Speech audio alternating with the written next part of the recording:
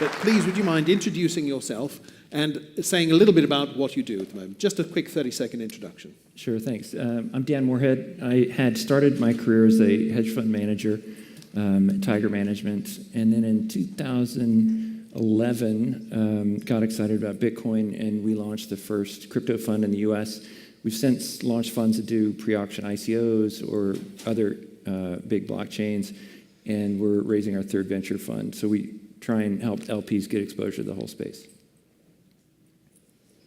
Steve. So I'm Steve Swain. I'm the CEO of Lendingblock. We are bringing institutional-grade securities lending to the crypto market. My career started out inside investment banking, so I spent 15 years working in a couple of different investment banks.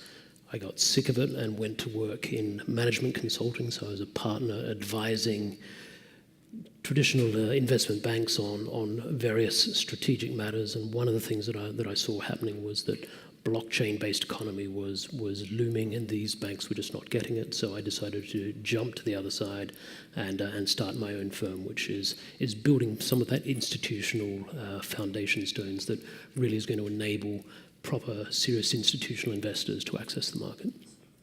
Christian, tell us about yourself. Christian Angermayer, German, as maybe the accent will tell you. I'm running my own family office, investing in mainly 3 sectors. So the one is financial services, fintech, and crypto, which I put in one pocket. Then a lot of life science and biotech, and technology, which is really like everything from e-commerce to AI, deep tech, space tech, and stuff like that. Thank you. What I'm going to do is ask some questions specifically to some of the panelists. These are things that we discussed before that we thought might be interesting. But once again, think about what you would like to ask this amazing panel. This is a wealth of knowledge here that we can dig into.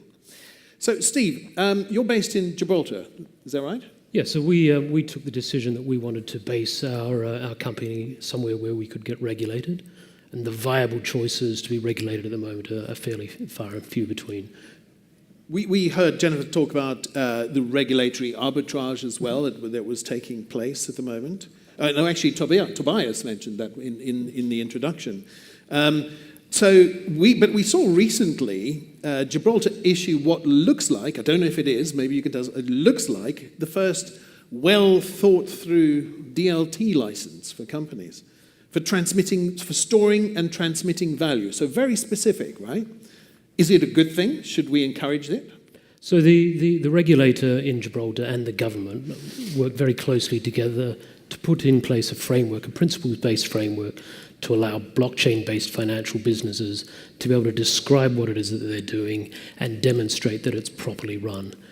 So they've built a principles-based regulatory framework from the ground up, rather than trying to shoehorn a new type of business into an existing framework. Now, I think that that sort of first mover advantage is something that some of the smaller, more agile jurisdictions are doing. But I think it's an inevitability that the larger markets and the regulators will follow. They'll wake up and smell the crypto. Indeed. But in the main, why aren't they? Well, I think it's a little bit of a wait and see. Also, for the smaller places like Gibraltar, like Malta, like Liechtenstein, the fact is that they can move quickly because they are more agile. So Gibraltar, I think, sort of 20 years ago, did something very similar in the online gaming space and very quickly became the global center for online gaming. And I think this is the same sort of move on their part. Okay. What a cool ringtone, whoever that was. That's awesome. Thank you. Dan, you're probably one of the first Bitcoin investors in the USA, right? With Pantera, and you've shown a real commitment to the space as well, which is kind of cool. I don't know if anyone knows, but his first 2 funds realized 100 million on investments of 13. Right, that's about right. Did I get those numbers right? Yeah. Okay. Rockstar investor on the middle of the stage. Love it. But you also do some interesting stuff, right? You're very transparent about how you go about it. If you go on their website, you can see where the investing associates are traveling to which countries for how often. I mean, do you just like take their expense report, stick it on the blockchain, and share it with us? It's pretty cool. What's with the transparency? I mean, that's very unusual in your industry. Well, I think the old industry I was in, the hedge fund industry, is all about secrecy, and we were never allowed to even talk on TV or mention what we were doing. And here we're essentially evangelizing for a whole new asset class. And so we've long taken the view of hosting conferences or, doing things that help the industry as a whole. And, years later, we somehow always, get some connection out of that seems to make it worthwhile. But it's mainly just trying to evangelize the industry through, some of the tougher times as well. Okay. A rumor has it that you're launching Fund 3. So is it getting a lot harder? Is it a bubble? I mean, that's the title of this panel, right? Is it a bubble? Is it changing? And what will the focus of Fund 3 be? Yeah, so it's a great question of whether it's a bubble. I've heard that question for 6 or 8 years at various points in time, and then there's the nuclear winter scenarios. The only thing I'd share, having seen that in blockchain for 6 or 8 years and in normal markets for 30, is human nature is massively pro-cyclical. When markets are absolutely going vertical, they're at their highs, the FOMO devil is whispering in your ear, everybody wants to buy. And then when they're crashing, when it's actually probably a great time to buy, your spouse is asking you why you put money in Bitcoin, your boss is asking you, what's the stop loss? And we've seen that in our own business. Our first fund, we launched at $65 on Bitcoin, and almost nobody cared. And then when it got to 300 or 400, people started caring. And then above 1,000 in 2013, everybody was piling into it. And we've actually graphed the inflows to our fund over 6 years, and they're massively pro-cyclical. Every time the market's at its peak, everyone wants in. And last December, we literally had to hire temps to answer the phones because people were like, I need into Bitcoin. And now, when it's a buy one get two free sale on crypto, we're getting inflows to our hedge funds, but it's not nearly as kind of strong. And that'd be my advice: is if you graph the price of Bitcoin over the last 8 years, logarithmically, exponentially, it's incredibly stable. It's just, the ups and downs are so pronounced. And the perspective I would have on just crypto generally is Bitcoin's still up 51% year on year. And, back in the hedge fund world, the real world, that'd be great, right? 51% in a year is great. It's just you can't get too caught up in the, couple week type time frame. And so we're raising a venture fund, and that, interestingly, is not connected to the markets. Since people are investing for 10 years, thankfully, they have a very long-term perspective. And so that fundraising has gone much better than expected because people are looking out many, 5, 10 years rather than like the last 10 minutes. And are you investing in equity and tokens? So we invest in the whole spectrum, but we want to keep it separate for LPs. So Right. Our venture fund only invests in equity, and then our pre-ICO fund only invests in pre-auction ICOs because those are very liquid and potentially higher volatility, and venture is very illiquid, so we need to be locked up. So we do look at every kind of deal, but each deal can only go in one fund. Okay. Now, I guarantee you I'm going to ask a question which you have never heard before at a conference. Christian, what do psychedelics and crypto have in common? We talked about before, and I was like, my mind is all about psychedelics because I'm also investing in biotech. I have a biotech company, and we got 2 weeks ago, we got the FDA approval for the largest ever study for psilocybin as a use of treatment-resistant depression. So obviously, I have to say it's an illegal drug now. We're going to make it legal in 2 years, most probably. But what I thought a lot about, meaning I got 40, and the whole crypto and blockchain thing is really very new in the way of thinking. So you have to switch your mind from building up, meaning for 20 years I was investing in centralized consumer platforms or centralized social media platforms, all that stuff. So it's a way of looking at the world, and now you need to radically switch your own brain, so to say, and the older we get, the harder that becomes. So not advocating for it, but I think that could help potentially, to broaden your mind. Okay, that's the first time I've heard we're not using AI, we're using psychedelics. That's awesome. I love this. You heard it here first. As a good investor, you need to really capture every source of knowledge. It's another data point, right? It's one that's missing. Absolutely. Okay, Jennifer, I'm not going to ask you whether or not you've considered that in your investing thesis. But I am actually interested to know, I mean, the title is this a bubble? I know we keep asking the question, but it's influenced a lot by, well, places like China. You actually very helpfully spoke about China. A lot of people won't, and I do appreciate that you do. Do you think China is planning to make a move that will either help or hinder the token economy? This is a good question, and I think one of the trap as investor, as just in general participant of the market is that we fall into, binary thinking, right? The binary question is this bubble or not, without appreciating the nuance between the difference of, thousands of tokens issued, they have no value at all, versus Bitcoin and a few other standout projects. And in China, again, I think coming from China and grew up in China, China is the largest confirmation bias trap in the world. Whatever is your theory or your perception about China, there are many, many examples to disprove you. So I think what's happened in China, this is 2 days ago was exactly 1 year after China banned ICO. But the reality is, I have seen so many projects coming from China. They set up, offshore projects overseas, and then Chinese government banned the mining and the ban even block all the wallet, all the foreign exchanges. But there's also VPN. So there's one VPN. There are Chinese people trading Bitcoin. So I think the more useful analysis is looking to where's the incentive, right? The incentive is for Chinese investors in Chinese capital.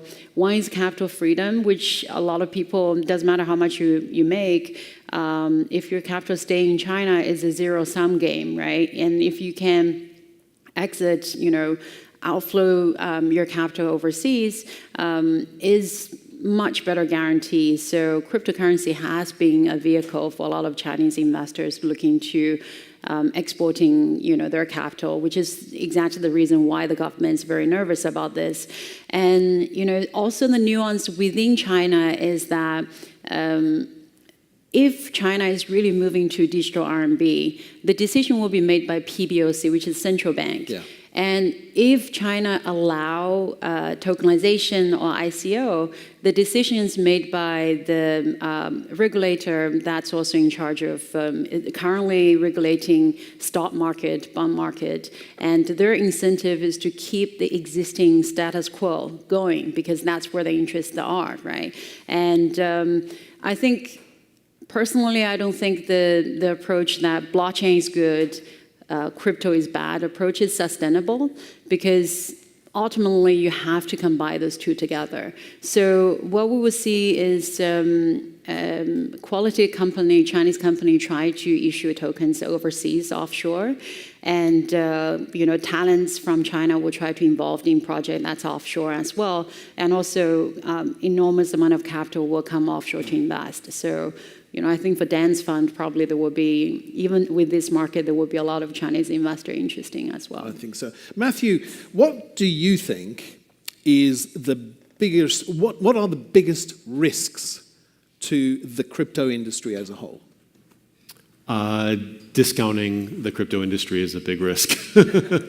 Don't underestimate it. Yeah. I mean, there's some people that are burying their heads in the sand, and some people, I was just talking to somebody out in the hallway that said, don't only bury your head in the sand, bury your whole body in the sand so don't trip over you while we're trying to get our work done. Ooh. It's kind of funny. It was a little rough. But I think, this, there's a lot of risks in this space. We're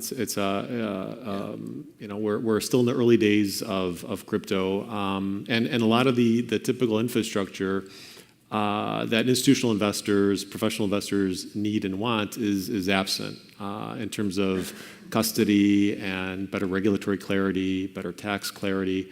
And that will happen, and it'll be layered over a period of time. But do we really want a lot of government involvement? I mean, you start in the space, and it's like, wow, money without banks and government, and you're kind of like, as something sparks in your mind. And I'm chairman of the Chamber of Digital Commerce, the largest trade association in this space, and I meet with regulators, three-letter agencies. I testified in front of Congress as an expert on the space. And I'm in their office, and I tell them firsthand, this is the last place I want to be is your office. I want to be investing, hiring, and building in this space. But I care very deeply about this technology and what this ecosystem is about. And I want you to know what this technology is, what it isn't. And so, pendulums will swing, right? Yeah. Dan talks about, kind of all these market effects. And that happens with regulation too, where it swings too abruptly, where they're trying to protect consumers, but then it also stifles innovation. And then, talk about, regulatory arbitrage going off, the rails.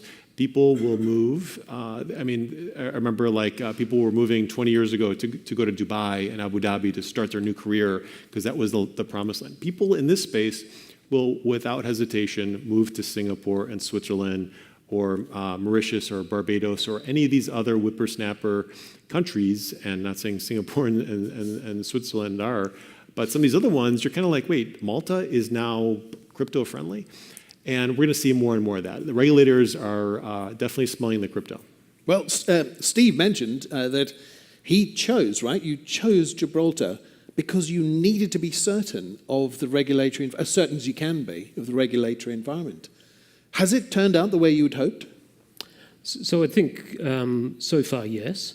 But for us, Gibraltar is the stepping stone to greater things. So we chose to be regulated because we wanted to be able to demonstrate to our users that we're a properly run organization, that they could put their assets in with faith.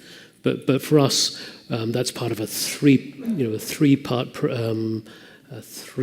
strategy on what we're doing with regulation. So firstly, we're getting regulated where we can, starting in Gibraltar. Secondly, where we can't, we are talking proactively with regulators, including the SEC and the CFTC. And thirdly, we're pretending that we are regulated where we're not. So we're acting in as if we were. So we're trying to do the right things in the way that we establish and run the business. So it's more setting the standards where it's not so much a grey area, where it's not regulated yet. And that's a good thing, right? So you're a good actor in the industry. But one of the risks must be the bad actors in the industry, right?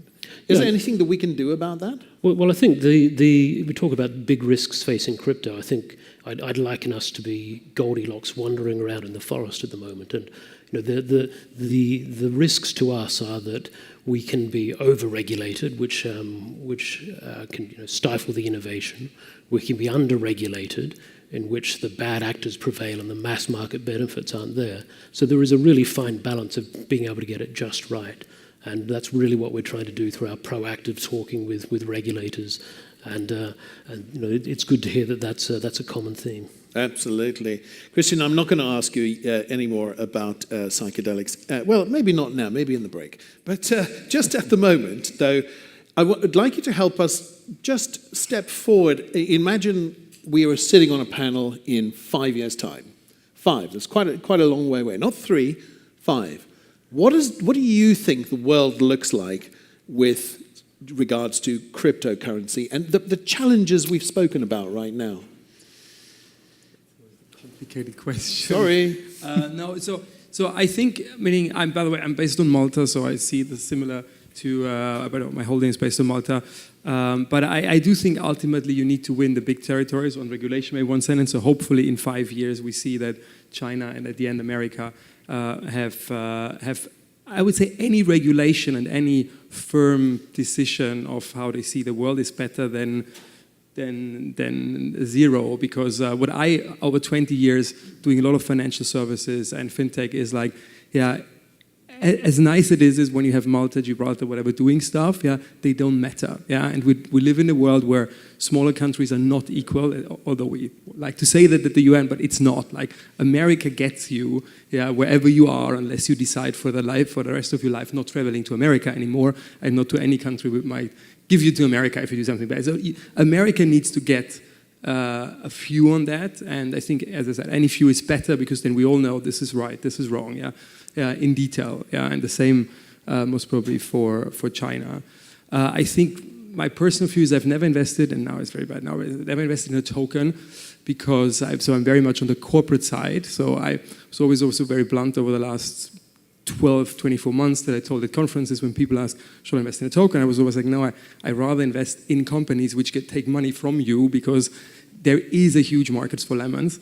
Yeah, so I think, I don't know, 99% of the projects I've seen are either had a fraudulent argument or a fraudulent point that you don't want to invest, or at least it was highly overpriced because, meaning, if you offer people simple money, then why should they not take it? Yeah, so I think the market needs to clean up, and that is ongoing, and that will be ongoing for another, 12 months. Yeah. On the other side, I think one of my core investments is a company called Bloq, which created EOS. Yeah. So, and we're very confident that like around end of the year, we will bring like some massive applications ourselves as Bloq on EOS. Yeah, and I think the world, and I hopefully more people do it on any platform. It's not about EOS. It's like we need, too much of the stuff I'm seeing is at the moment like the world doesn't need it. Like I can fully live without it. Yeah, so but in the moment, like we see massive things like Uber, I need it. Yeah, I couldn't live without it. But like, yeah, so in the moment we see massive stuff which really a lot of people will use, a lot of corporates, if Goldman Sachs moves on crypto with their trading, I don't know, it's things like that will change the perception from this is a crazy young people thing to, okay, this is, and it is extremely legit, but now the people need to see it. But I think in 5 years, people will have definitely realized that. So we will have a complete different environment. So you see, that's not long, is it? If you were thinking about portfolios, Jennifer, did you have something to add on, especially on the US perspective? I'm going to say something really bold. I think 5 years, 6 years, 8 years, the timing is a bit arbitrary because nobody truly knows what's going to happen. But I think in the midterm to long term, we will see that crypto is bigger than stock because the efficiency and the potential and the flexibility bring to company, incentive is too great, right? So earlier on you were asking me, in the Future and Blockchain Council in World Economic Forum, what we're doing. So a few months ago, we wrote a report. So I co-authored a report, a white paper, basically help traditional executives who are not very familiar with the technology to make decision when to adopt a blockchain, if you adopt a blockchain, if it's a public or private blockchain. So right now we're working on the sequel report on this. It's called Token Economy, and you hear her first. It probably will be published in October. So the objective for this report is really bring the concept to executives, decision makers of traditional corporates who haven't considered or haven't executed tokenization process to really think where are the opportunities, where are the potential this new way of financing going to bring. Another factor is also not to be underestimated. Early on I talked about how China's online payment really took off in such grand way. It was not, completely just because of our hard work. There was a little bit luck as well, because 10 years ago, we were trying to imitate the West and try to introduce credit card, but the credit with the individual, with the banks, etc., just did not exist. And none of the banks feel comfortable to issue credit to individuals, and the chances you never get payback. So credit card never took off in China. And as a result, when Tencent and Alipay started to introduce mobile payment, it really took off. So that tells us whenever in the market there's no legacy issue, is an advantage. So if you look at, there are a large number of countries like India, many countries in Africa, where people really don't have any way to participate into the stock market, but they will have a smartphone, right? Maybe Android, not iPhone, but they will have a smartphone. It's much easier for those billions of people to participate into token economy than participating into stock market. So I don't know when it will happen, but I think we'll get there. I think crypto will be bigger than stock. Wow, I mean, that's a huge thing. By the way, I love that you're telling that to the World Economic Forum, because they have a pretty cool audience.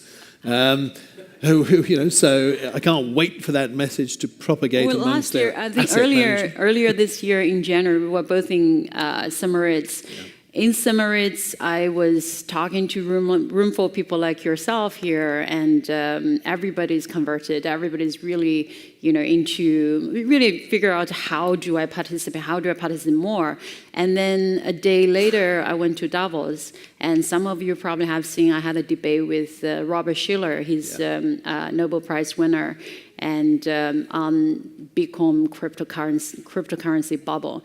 And the audience in the World Economic Forum, most of those people are actually running real business. They're all on Robert Shiller's camp. And I think I managed to swing some of them. Next year, even more. It'll be a wave. I wanted to bring up something that Christian said, because when you look at how much is going into crypto, the US has a huge role. So, this question is really for the Americans here. We've seen some knee-jerk policy making in New York in particular, and I think it's about to come back again and have the next iteration of this. Is it going to be better? Do we know? Have they been listening to the right people? You're talking about New York? Yeah, well, the US and New York in particular. Well, New York's, Ben Lawsky's bit license and his reaction was all attributed to Mt. Gox. Basically saw that and said, I want to compartmentalize this space in New York and create licensure. And then we saw this massive effervescence in the space last year, first part of this year. And the SEC started to say, well, let's pump the brakes. China slammed on the brakes a year ago today. And so regulators are this is their way of, look, innovation always outpaces regulation. We've seen that time and time again. And this is their best practice to put on handbrakes and brakes and to figure out what's happening. Industrial organization, market structure, consumer protection, all that stuff. And look, in the last year, 18 months, 2 years, this became a thing that's now on their radar. Before, it was generally laissez-faire.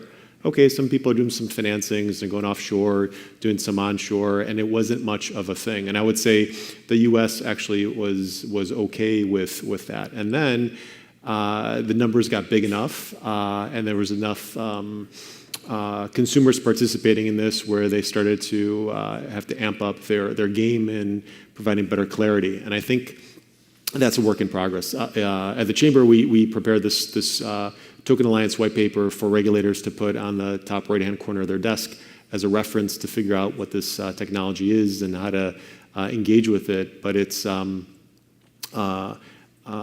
your earlier point, the U.S. is a bellwether for the rest of the world. And I think what historically happens is the U.S. kind of gets it okay or maybe even wrong, but does a good job catching up. So maybe there's the 2022 Act of crypto, and it's free energy for miners, tax-free, whatever, and we'll catch up.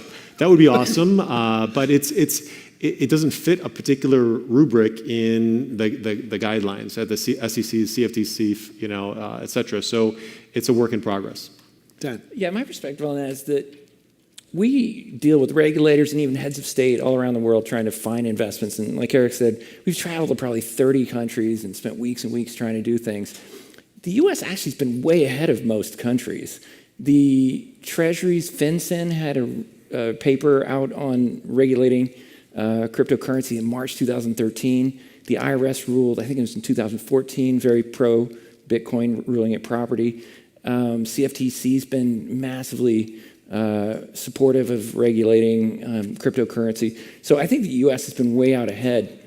And the results actually in our investments, we try so hard to invest everywhere, but 70% of our investments are in the United States. It really is interesting. And a lot of them are by foreign nationals who have moved to the United States, particularly Silicon Valley. But as much as we try to invest overseas, a lot of it really still is happening here. And I think part of it's the U.S. regulatory framework, though not perfect to be, if I were emperor of the United States, I might change a few things. But it's been, pretty solid, and it's allowed the industry to grow. Well, I have to say, I was very surprised with the prowess of the U.S. administration when I read the executive order banning any American citizen from buying the Venezuelan petro. It was a brilliant piece of work. I was absolutely amazed at the quality of understanding. So I reached out and met the lawyer who wrote it, because that's an awesome lawyer. But it showed me that there was a degree of understanding. But even in countries where it is better understood, I mean, you heard Tobias talk about Switzerland, right? Crypto Nation, Schneider Arman said, that's amazing. At the CFC in St. Moritz, that's terrific. Clearly defining 3 types of token that you can apply for a no action letter to the regulator. Fantastic. Bank account? No. What's that about? And what do we do about it? Any ideas? Christian? I run a bank, so the problem is with banks is again America, because they put so much scrutiny. It's actually easier to open a bank account for an American in America than for a European, because Europe is so devout, and we put so much insane scrutiny on banks. It's a little bit, I always say, like in America, nobody would had the idea, like if somebody, and this would be a more obvious idea from my point of view, if somebody goes in a school and shoots children, you should a little bit think of maybe the person or the company who sold him the weapon might have a little bit of a liability. But no, that's not a thought. But like if any bank client you have does anything, then it's always the bank who was the problem. So that's sort of, and I think that must change, but this will be a long way. But what I want to say positively on US, I'm very optimistic, because it makes a lot of sense for them. I think if you think from a government perspective, radical transparency is actually what they always want, in tax, in anything.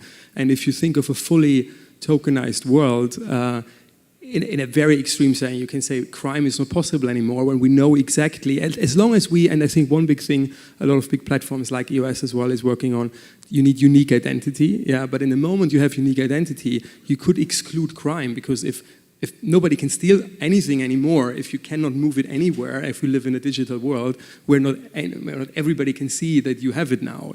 So for governments, if they fully understand it, the whole tokenization of the world is there, and you can think if that's good or bad, but it's their heaven. So what you're saying is that the legacy industries are being protected by the establishment. I'm not going to say regulators, because no, I think they're not right? Industries. The government will. I'm not the guy who says crypto will lead to a dissolution of nation states or whatever.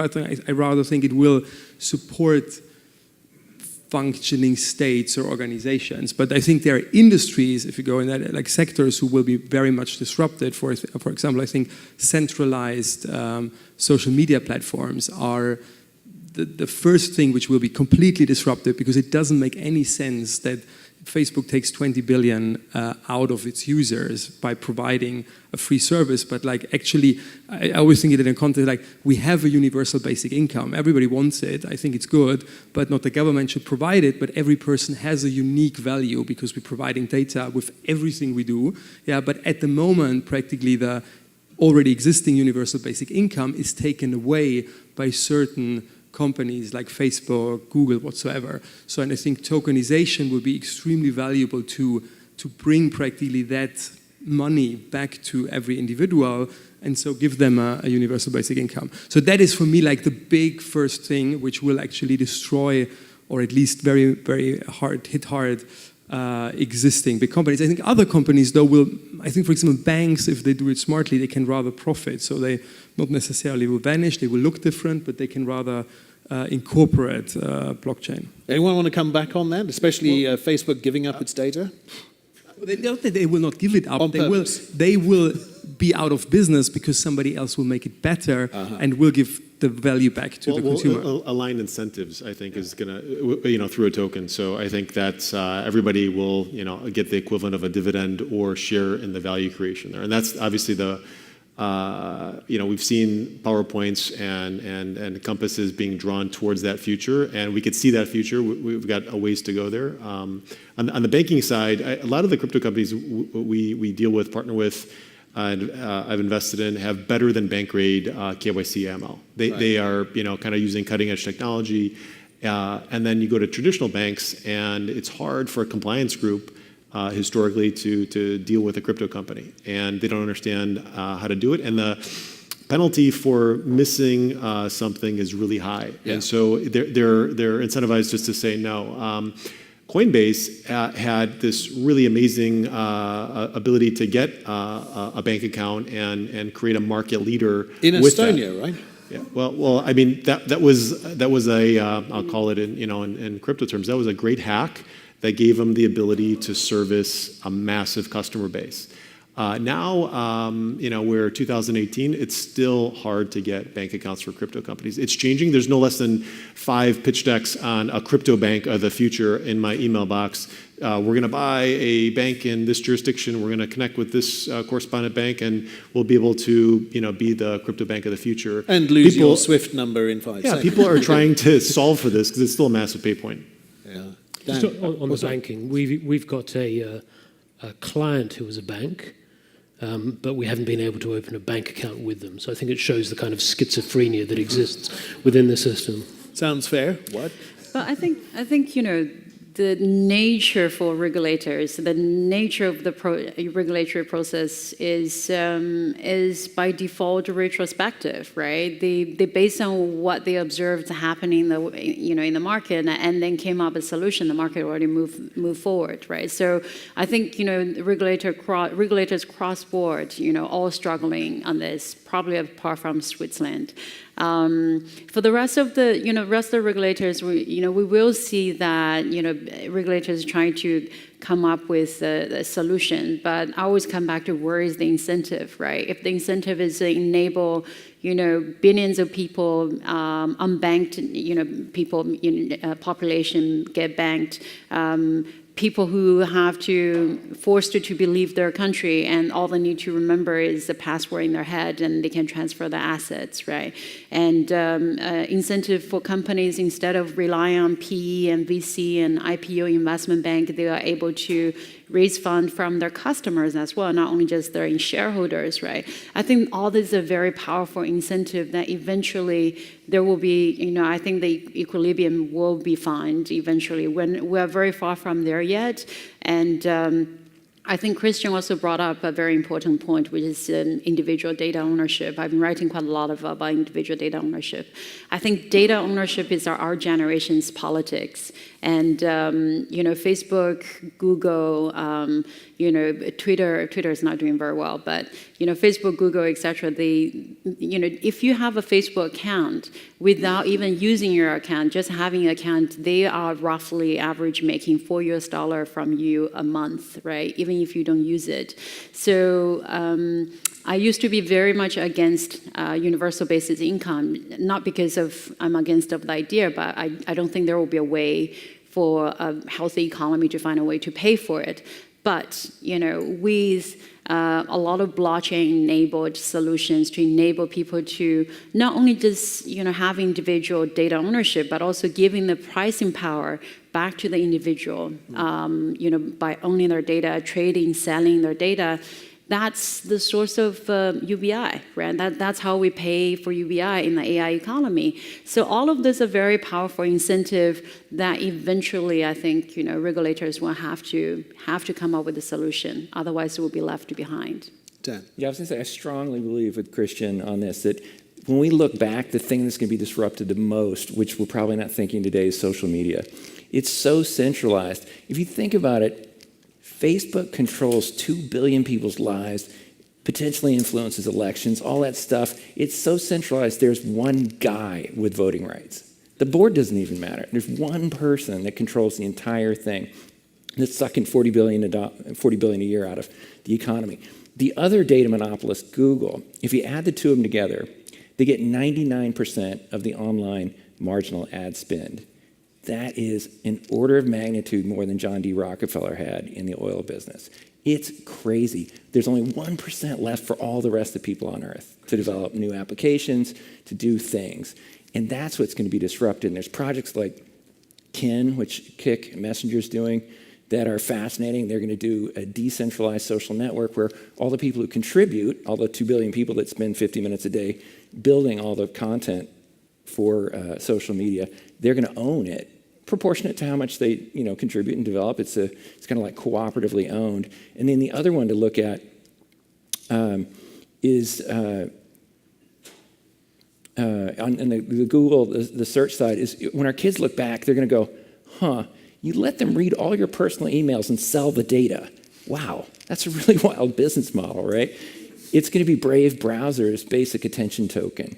They're allowing you to sell your own data and profit from it. It's mind-blowing. It's going to take a decade. All these things don't happen overnight, of course. Sure. But when we look back a decade from now, the big data monopolists have lost a huge amount of market share to the cooperatively owned things like Brave or Kin. Well, I'm hopeful that our children, our grandchildren, will look back at us and say, hey, weren't you the generation that used that internet without trust built in, where you had no idea whose website you were on or who you were sending an email to or which bank you were really connecting to? It's like the rotary dial phone, right? Hopefully those will be some of the solutions that we'll get out of all of this. Thank you all very much. You. Please put your hands together.